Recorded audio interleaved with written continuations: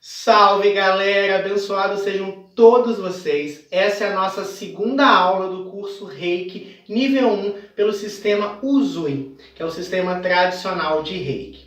Na última aula a gente deu uma resumida geral e uma introduzida, no assunto Reiki na vida de vocês. Hoje eu vou entrar um pouco no fator histórico do Reiki. O que é o fator histórico, Gilberto? Sempre que a gente for começar um estudo, é muito importante a gente entender o contexto onde aquilo surgiu. Por quê? Porque o passado fala do presente e fala do futuro. Então eu preciso entender como isso surgiu para que eu possa entender o porquê surgiu e aplicar isso na minha vida. Como eu disse para vocês na última aula, uma figura muito importante quando se fala de Reiki é Mikao Usui, que é o fundador do Reiki, Mikao Usui, um japonês, lá no início do século passado, era uma pessoa muito influente no Japão.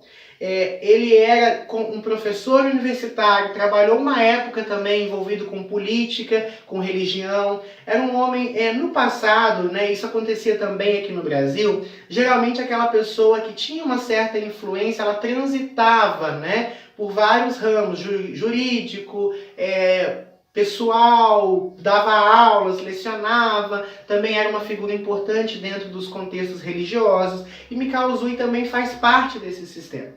Numa das tradições que mais teve ênfase aqui no Ocidente, contava que Mikao Usui era um professor e que um dia foi questionado por seus alunos a respeito da cura através da imposição de mãos que algumas pessoas expoentes do passado realizavam. Entre elas Jesus, Buda, Krishna, que são as figuras centrais aí do budismo, do cristianismo e também dentro da cultura hinduísta.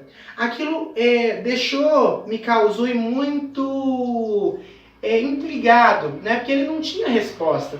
E aqui naquele momento Mikao Usui passa a viajar pelo mundo para conhecer um pouco mais. Na América ele estuda e faz estudos bíblicos, sobre o cristianismo. Dizem que isso não aconteceu exatamente dessa forma, que essa foi só uma história que Takata, que é a terceira mestra em Reiki que a gente vai analisar, contou para popularizar o Reiki aqui no Ocidente, deixando ele mais próximo do cristianismo.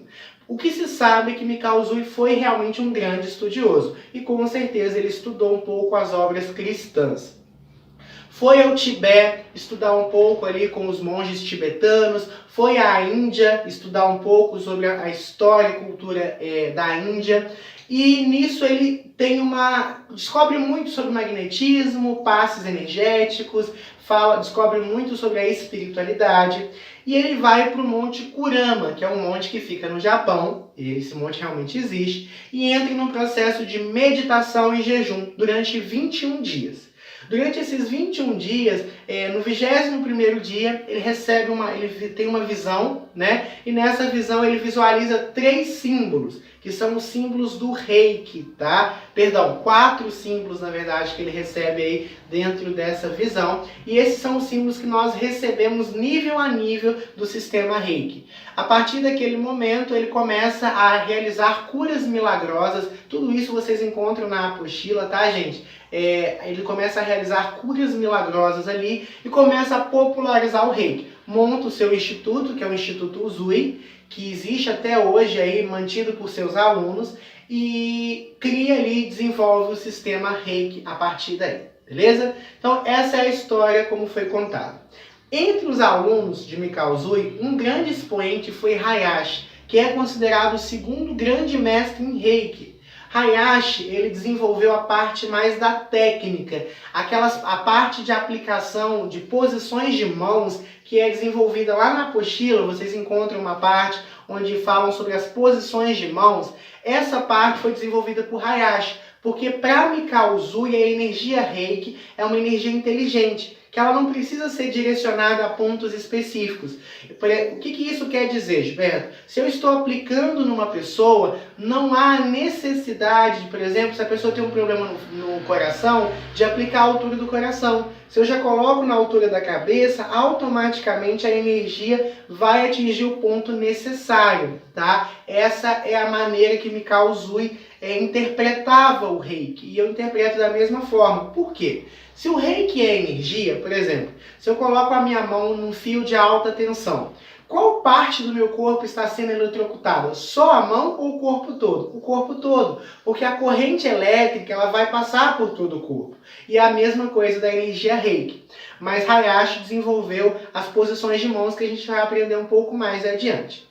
Continuando, então, existia o terceiro grande nome do reiki, né? E que essa foi a grande responsável pela inserção do reiki aqui no Ocidente, que foi a mestra Takata, que era uma nipo-americana. O que é uma nipo-americana, Gilberto? Uma nipo-americana é uma mulher de descendência japonesa que vive na América. E ela foi até o Japão, conheceu o reiki, se tornou mestre em reiki e trouxe o reiki aqui para o Ocidente. Tudo isso muito bem descrito também na apostila.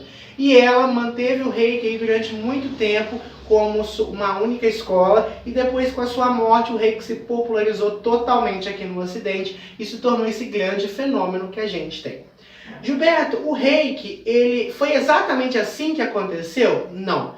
Quando a gente se fala de correntes espiritualistas de modo geral, as histórias elas têm três viés, como Madame Blavatsky, né, fundadora da teosofia, muito bem fala.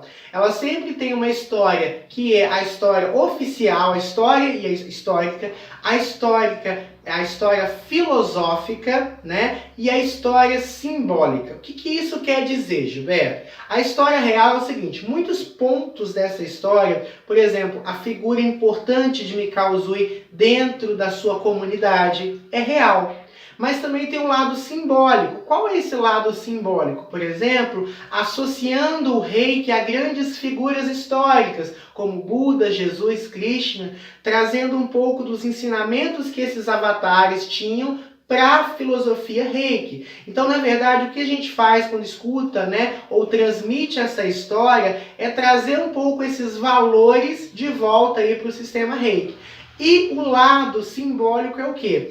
Quando eu trago essa coisa, por exemplo, de Mikao Usui como um grande estudioso, né? Eu trago esse espírito também, que o reiki ele não é fechado. Vocês podem fazer os testes de vocês, né? Vocês podem ver o que o reiki para vocês, como ele funciona. Talvez você goste mais do sistema intuitivo de Mikao Usui. Talvez você goste mais do sistema técnico de Hayashi. Isso não importa. Talvez vocês gostem de desenvolver técnicas particulares de aplicação energética.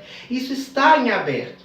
E é essa a questão. Isso vale para qualquer história. Então vamos pegar, por exemplo, Jesus. A história de Jesus é exatamente aquela descrita nos evangelhos? É claro que não. É claro que muitos pontos são realísticos, muitos pontos são simbólicos, muitos pontos são filosóficos, tá bom? Isso vale para qualquer sistema e vale também para o sistema reiki.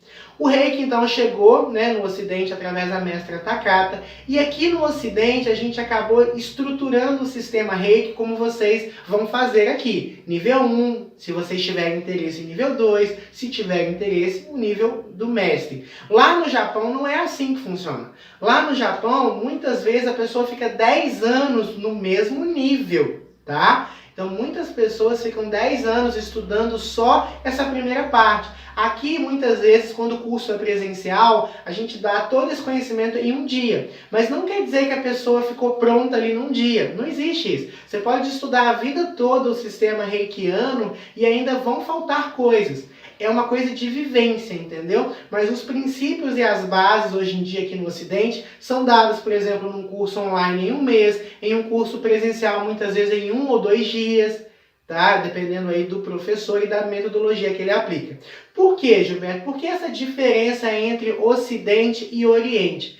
Aqui no Ocidente nós somos muito rápidos para tudo, né? O Ocidente ele é muito rápido. Então, um sistema que demora 10 anos para te passar todo um conhecimento, para nós ficou um tanto quanto complicado, né? Lá no Oriente eles respeitam muito mais o valor do tempo. Tá? Então, assim, é por isso essa grande distinção. Mas quer dizer, então, que a gente sai em desvantagem? Não. Mas quer dizer que o fato de eu já ter um nível 3, não quer dizer que eu esgotei todo o conhecimento sobre o reiki, tá? Isso é um estudo de uma vida toda. É uma prática para uma vida toda.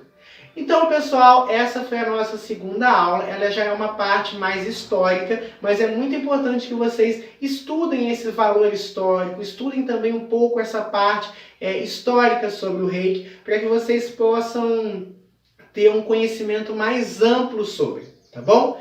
Na próxima aula eu já volto para vocês falando sobre um pouco mais o processo de canalização e envio energético do Reiki, tá bom? Pessoal, que a grande luz esteja sempre com vocês, iluminando o caminho de vocês, que nós possamos cada dia mais crescer como Jesus, em graça e sabedoria. E até o próximo encontro.